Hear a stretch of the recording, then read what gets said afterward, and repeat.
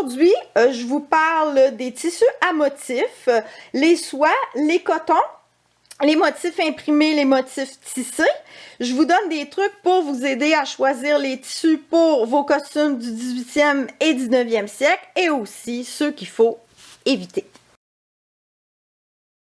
Pour les rayures, on essaye toujours d'avoir des rayures qui sont vraiment tissées dans le tissu et non pas imprimées. Alors, pour le savoir, il faut regarder à l'envers, voir si le motif se répète à l'inverse. Donc, on voit que c'est vraiment tissé quand on voit la rayure aussi sur l'envers, que c'est pas imprimé. Ensuite, pour le 18e siècle, on essaie d'avoir des rayures assez larges. Il peut y avoir des rayures plus étroites au travers, mais on essaie le plus possible que ça soit un certain volume visuel au niveau des rayures. On a 3 exemples ici, de la soie, du coton et de la laine.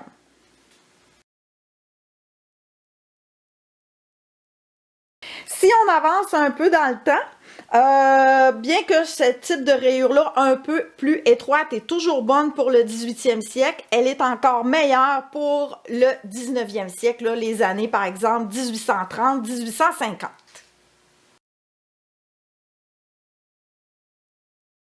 Quand on tombe dans des rayures vraiment très étroites, comme on a ici, ça c'est vraiment pour la deuxième moitié là, du 19e siècle. Oui, des fois pour certains vêtements particuliers, dans certains contextes, ça pourrait servir aussi pour le 18e siècle, début 19e, mais si on veut faire grosso modo là, une différence, on n'ira pas par exemple là, faire un jupon 1750 dans un petit rayé comme ça, mais une blouse 1900 ou 1890, c'est un excellent choix.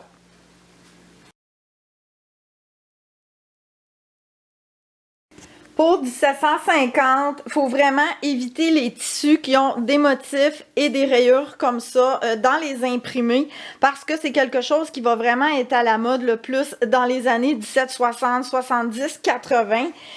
Même chose pour les très petits imprimés comme ça. On a des rayures ici, mais ça vraiment je l'utiliserai là seulement pour 1830 et après.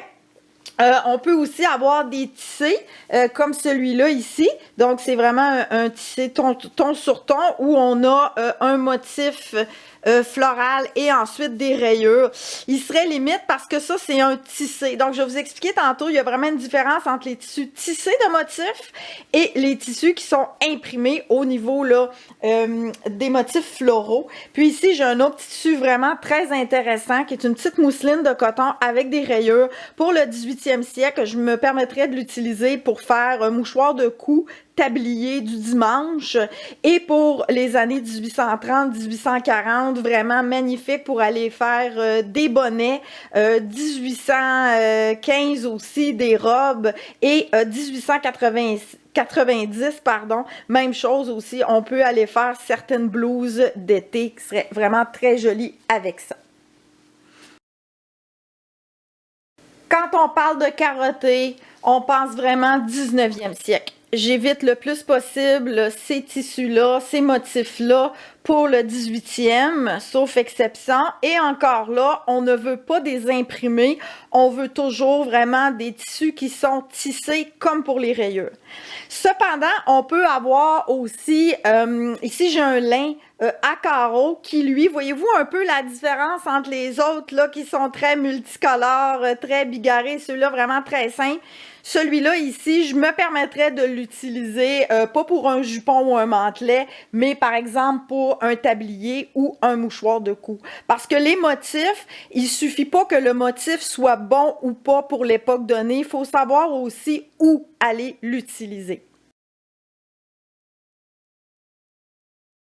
Voyez-vous ici, ça c'est un carreau que j'utiliserais peut-être moins pour le début 19e siècle. Pas parce que ça n'existait pas, mais c'est qui est plus représentatif de la fin du siècle.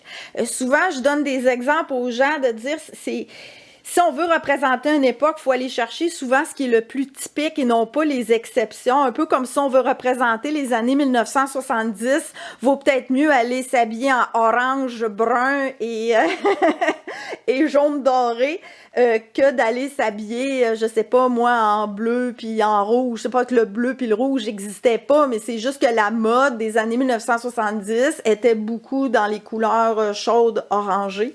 Donc, dans les tissus, quand on fait des reproductions de vêtements, ben c'est un petit peu la même chose aussi. Ne pas essayer d'aller chercher les exceptions, mais ce qui représente l'époque en général.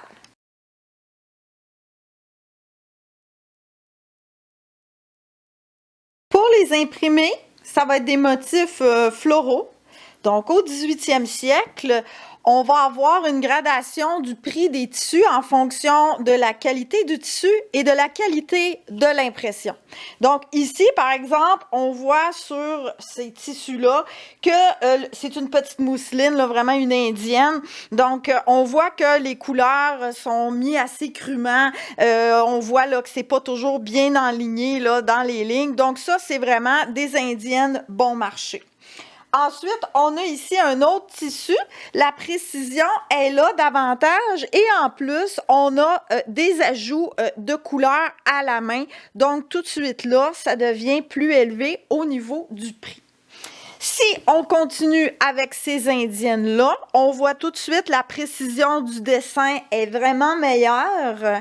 Et quand on arrive avec plus de coloris, tout de suite, l'indienne coûte plus cher. Plus de couleurs, ça veut dire plus d'étapes d'impression. Et quand on arrive avec un tissu comme celui-là ici, où la précision du dessin est encore davantage présente, ben là, on voit que c'est un tissu là, qui est vraiment plus dispendieux.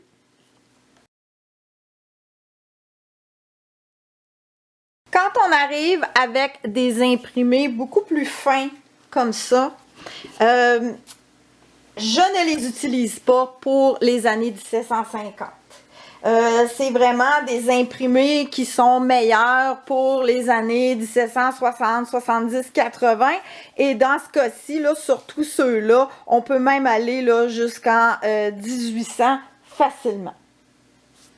Quand on arrive dans les années 1830, 1840, on va avoir toutes sortes d'autres imprimés qui sont possibles, qui sont beaucoup plus petits parce que la technologie va avoir évolué et on va pouvoir vraiment là, aller chercher des motifs plus colorés, plus complexes, plus fins.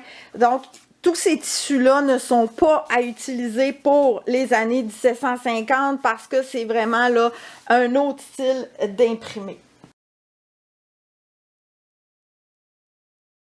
Les tissus que je vous présente ici, je les utiliserai pour les années 1900, 1890, 1900, sans problème. Et puis, si vous voyez, certains d'entre eux sont aussi utilisables pour 1830. Celui-là, je le prendrais moins pour 1830, mais ceux-là ici, je vous les ai présentés tantôt. Donc, vous voyez que chaque époque empiète toujours un peu sur la suivante, puis c'est là que ça devient difficile des fois, là, entre un motif, de « est-tu bon pour telle époque ou telle autre ?» parce que je veux pas, les lignes sont pas tranchées, là, vraiment, là, très, très franches. Puis voyez-vous, il y a comme une ligne qu'on peut se donner comme truc, c'est que au 18e siècle, on aime les gros motifs et les technologies, les techniques d'impression sont vraiment avantageuses pour les gros motifs. Plus on avance dans le siècle, quand on arrive, comme je disais, là, dans les années 1770, 80, il y a des nouvelles techniques en impression qui vont se développer. Et là, ils vont pouvoir avoir des motifs de plus en plus petits, si bien qu'au 19e siècle, ça va être vraiment la norme, les petits motifs. Et à la toute fin du siècle, on a les fameux petits imprimés qui vont être vraiment là, très, très à la mode. Mais pour 1750 ou 1830, j'irais éviter ça. Puis la même chose, on sait bien qu'en 1850, ça existait, on était capable de faire des gros motifs, mais c'était plus la mode. Donc, il y a une raison de technique pour reproduire les motifs qui fait qu'on peut prendre certaines époques ou non certains motifs, mais il y a aussi les goûts. Veut pas, à un moment donné, ça passe date, comme on pourrait dire. Ce qu'il faut éviter dans les motifs, c'est les fameuses toiles de Jouy. Alors, même si à partir là, des années 1760, ça existe, les fameuses scènes avec des personnages, on faisait pas de vêtements avec ça à l'époque. C'était vraiment des tissus pour faire du mobilier. Donc, ces fameux tissus-là, comme ça, on oublie ça, même au 19e siècle, c'est vraiment pas pour faire des vêtements. Dans les fameux tissus de recouvrement, soyez très prudents. Parce que souvent, les cotonnades, c'était les cotonnades imprimées autant au 19e qu'au 18e siècle, c'était vraiment très mince. Et quand on arrive dans les tissus de recouvrement de meubles, c'est souvent très, très épais. Ça peut arriver que y en a qui soient très bons parce que le motif est adapté à la texture du tissu, ça peut, mais disons que c'est pas les choix les plus faciles à faire. Ici, j'ai 3 exemples de motifs que pour ma part, j'éviterais dans toute époque ou à peu près, là, peut-être celui-là, 1900, mais vraiment pas là, pour le 18e ou le milieu là, du 19e siècle. Encore ici, 3 exemples d'imprimés que je n'utiliserai pour aucune des époques, ni 1750, ni 1830, ni 1890. C'est vraiment là, trop moderne, trop 20e siècle. Un tissu que je vous invite à éviter, c'est la petite popeline de coton, la petite toile 100% coton qui est vraiment bon marché, qui se vend dans une multitude de coloris, puis que quand on veut se faire un costume là, à petit budget, on va vraiment être attiré par ça. En fait, c'est pas parce que ça existait pas, parce que c'est une toile de coton, donc il y a pas de problème, mais c'est juste que à l'époque, on faisait pas des costumes complets là-dedans. On fait pas de culottes, on fait pas de juste au corps, on fait pas de mantelet. Donc, oui, on peut toujours avoir un tablier.